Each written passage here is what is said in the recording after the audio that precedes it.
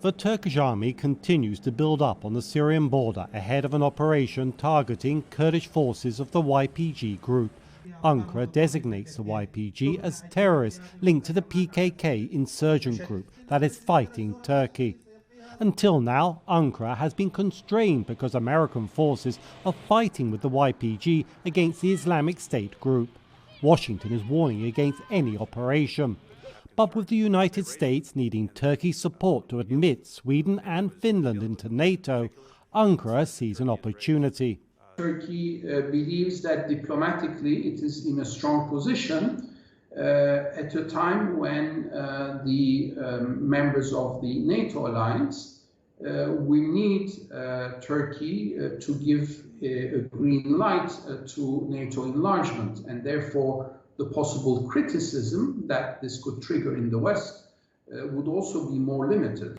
The operation seeks to expand Turkey's control of Syrian territory on its border. But in a bid to minimize tensions with Washington, the scope of the assault was reduced to avoid areas where American forces are present, instead focusing on Russian and Damascus regime-controlled areas where the YPG also operates. But analysts warn major risks remain. There is no question that Damascus will not be very happy, but it may not be strong enough to object.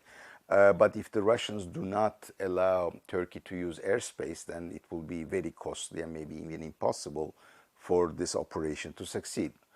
In addition to that, Iran is extraordinarily unhappy with any Turkish intervention. They have declared this. And the Russians are speaking with both sides of their mouth, actually. With Erdogan refusing to impose sanctions on Russia over Ukraine, Ankara retains leverage over Moscow. Initially, Moscow appears sympathetic, but is now voicing concerns over Turkey's intentions in Syria.